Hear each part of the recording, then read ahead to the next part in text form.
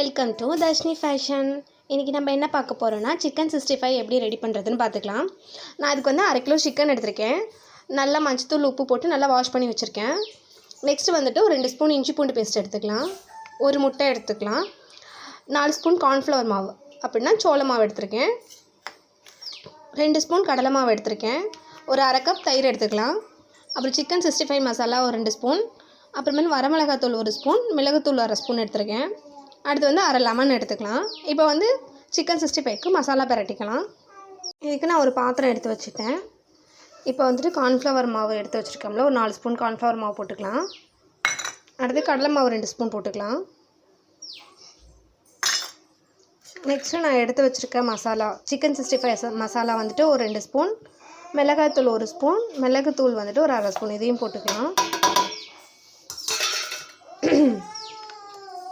Next ஒரு 2 spoon வந்துட்டு இஞ்சி பூண்டு பேஸ்ட் போட்டுக்கலாம்.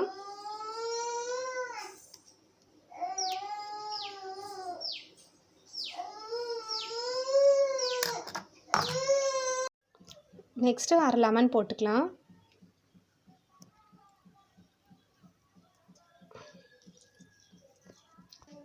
இப்போ நம்ம தேவையான அளவு உப்பு போட்டுக்கலாம். நான் ஒரு ஸ்பூன் போடுறேன். நெக்ஸ்ட்டு ஒரு முட்டையை உடச்சி ஊற்றிக்கலாம்.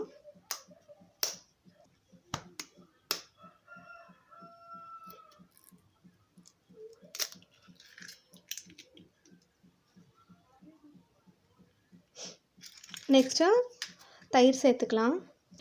1/2 கப் லெமன் சேர்த்துக்கலாம்.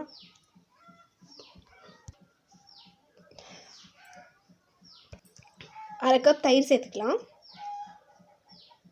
இப்போ எல்லாத்தையும் நல்லா மிக்ஸ் பண்ணிக்கலாம்.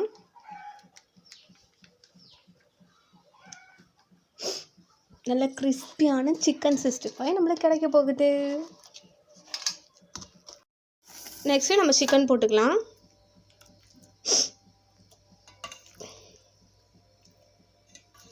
இன்றைக்கி எங்கள் வீட்டில் லெக் பீஸ் தனியாக கட் பண்ணி வாங்கிட்டு வந்திருக்காங்க. நம்ம லெக் பீஸ் போடும் போது மசாலாலாம் உள்ளே இறங்குறதுக்கு நடுவில் சென்டரில் ஒரு கோடுக்கு நம்ம கத்தி வச்சு கோடு போட்டு விட்டுட்டோம்னா நல்லா அந்த மசாலாலாம் நல்லா இறங்கி ஜூஸியாக இருக்கும். நல்லா தண்ணியெல்லாம் வடிச்சிட்டு போடணும். அப்போ தான் நல்லா மசாலா வந்துட்டு நல்ல பதத்தில் இருக்கும். நம்ம தண்ணியாக போட்டுட்டோம்னா மசாலா தனியாக எண்ணெயில் வந்துட்டு சிக்கன் தனியாக பிரிஞ்சு போயிடும். அதனால் நம்ம எப்போ பெரட்டும் போதுமே கொஞ்சம் நல்லா மசாலா வந்துட்டு கெட்டியாக இருக்கிற மாதிரியே போட்டு நல்லா பெரட்டணும். இது நல்லா ஒரு 1 ஹவர் நல்லா ஊறட்டும். ஊறினதுக்கப்புறம் நம்ம எடுத்து பொரிச்சிக்கலாம். இப்போ வந்து சிக்கன் வந்து நல்லா ஊறிடுச்சு. இப்போ வந்து நம்ம எண்ணெய் அடுப்பில் வச்சு ஹீட் ஆகிடுச்சு. இப்போ நம்ம பொரிச்சு எடுத்துக்கலாம்.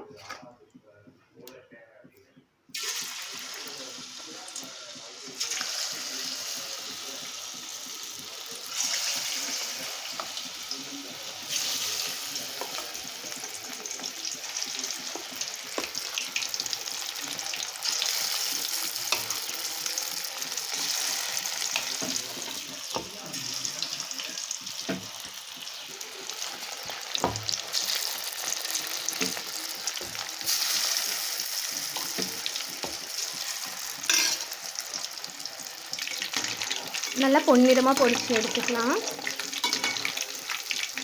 இந்த பதம் ஓகே. இப்போ நம்ம எடுத்துக்கலாம். நம்மளுக்கு தேவையான சிக்கன் 65 ரெடி.